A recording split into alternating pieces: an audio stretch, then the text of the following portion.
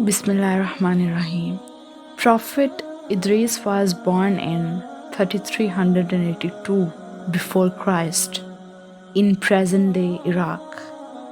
Prophet Idrees was the third prophet in Islam after Adam alayhi salam.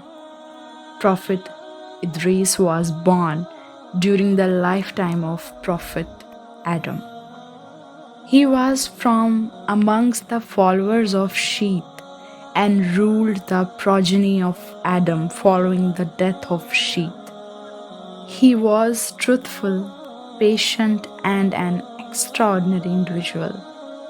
It is reported in Hadith by Abu Dhar that Idrees was the first man to introduce the art of reading and writing to mankind. What began after death of Seth in the people of Cain? The people of Cain lost guidance and sin, and corruption began increasing rapidly and spreading. Idrees couldn't bear to watch his own people falling prey to the influence of Shaitan. So Allah instructed Prophet Idrees to call for jihad, the holy war, against the corrupt followers of Qabil. Idrees was the first prophet and messenger in the history of Islam to perform jihad against corruption. And as commanded by Allah, Idrees gathered an army of men and battled in the name of Allah against the transgressors and emerged victorious. The angel of death took away the soul of the Prophet Idrees on the fourth sky. He died in 2517 before Christ at the age of 865 years. Now let's talk about the next prophet. Nuh was the ninth generation in descendants of Adam. He is the son of Lamech. There are different views about the time of his birth. Some believe that he was born when Adam passed away. According to a report, the place of his birth and life was Mesopotamia in Kufa. His name is not certain. In some hadiths, the name of Nuh is mentioned as Abdul Ghaffar, Abdul Malik, and Abdul Ali. The reason for naming him as Nuh is his crying and mourning for himself and his mourning for saving and guidance of his people for 500 years.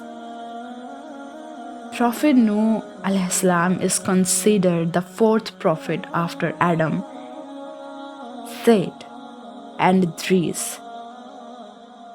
The Quran states that Nuh was inspired by God like other prophets such as Ibrahim, Ismail, Ishaq, Yaqub, Isa, Ilyas, Ayub, Harun, Yunus, Daud, and Muhammad, and that he was a faithful messenger. Nuh had firm belief in the oneness of God and preached Islam, literally submission, meaning submission to God. He continuously warned the people of the painful doom that was coming and asked them to accept one God instead of worshipping idols such as Wad, Suwa, Yagut, Yauk, and Nisr. He called the people to serve God and said that nobody but God could save them. He said that the time of the deluge was appointed and couldn't be delayed, and the people had to submit to God. God commanded Nuh to build a ship, the ark, and as he was building it, the chieftains passed him and mocked him. Upon its completion, the ship is said to be loaded with pairs of every animal, and Nuh's household and a group of believers who did submit to God. The people who denied the message of Nuh including one of his own sons, drowned.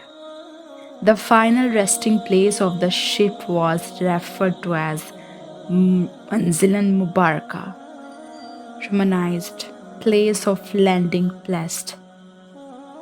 Noah is called a grateful servant. Both Noah and Ibrahim were taught the prophethood and the scripture. According to a Shia tafsir, God commanded Noah to take all species that he needed on the ship.